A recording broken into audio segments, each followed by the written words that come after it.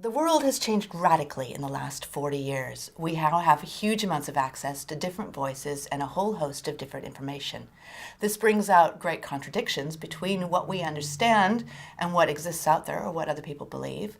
We have different values infusing those massive conversations, and this has all been brought about by changes in technology and the rise in social media.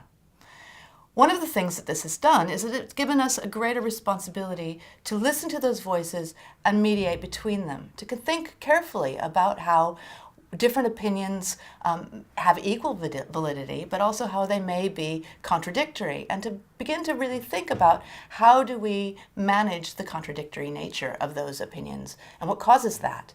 What we also understand is that we now have access, or we can recognize, a whole host of what we refer to as wicked problems. Problems that require a great conversation across a whole different sets of value structures and methodological approaches. These wicked problems are things like, how do we feed the hungry right now while it's ensuring environmental sustainability in the future? And of course, there are several others. Being able to think critically also enables us to open up or find possibilities to find solutions to those wicked problems that we all face in a world of 10 billion. In this module, what you learn is how to construct an argument and what elements of a good argument are, but you'll also learn how to recognize a bad argument even when it's constructed persuasively.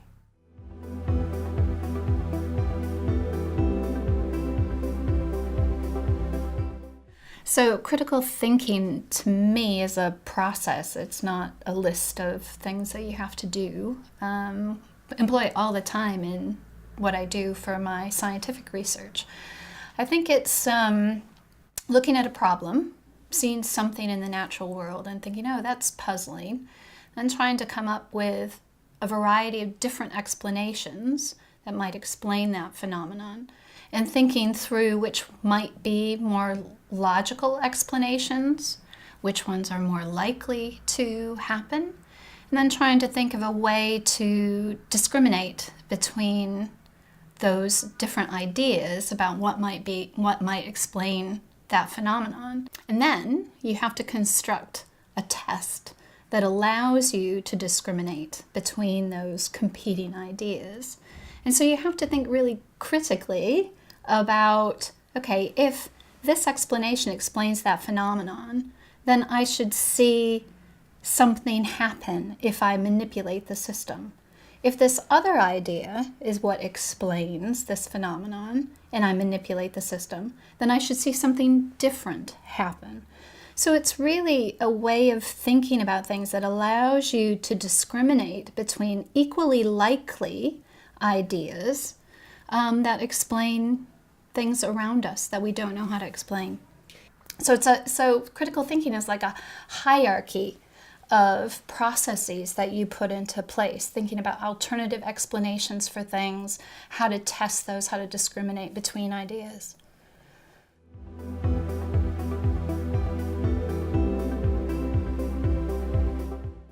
Now that I've learned to think critically, I can apply that to everyday situations. And that's why our students understanding how to think critically is really, really important. Climate change, the war in Syria. To have an informed citizenry that helps make these decisions, people have to be able to think critically about that situation, what viable options there are, and what, therefore, the best option might be. And it's important to recognize good and bad science. So, for example, with climate change, very important societal issue, really clear disagreements about whether climate change is happening or not. And there's a lot of false arguments about that. So, for example, last winter I was in a taxi, snowing, it was really, really cold, and the taxi driver said, this is a clear reason why climate change isn't happening. This is one of the coldest winters we've had, and the weather's been horrible. And he was confusing weather, which is a daily event, with climate change, which are long-term trends that aren't influenced by those daily events.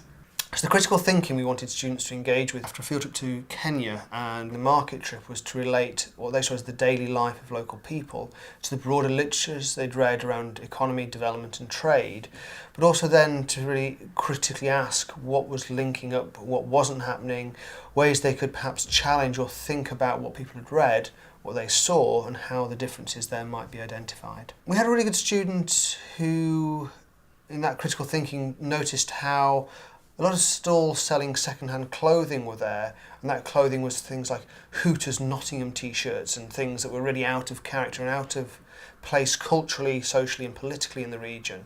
And we'd see, they came back and said, why was this happening? Where was this coming through? What did this mean for local trade, local fabric production, local textile industries, but also then for questions of what happens to charitable donations in the UK, and began to open up a set of discussions that the other students had engaged with about the ethics and morals of certain kinds of charity and how unintended consequences come out of certain of our actions.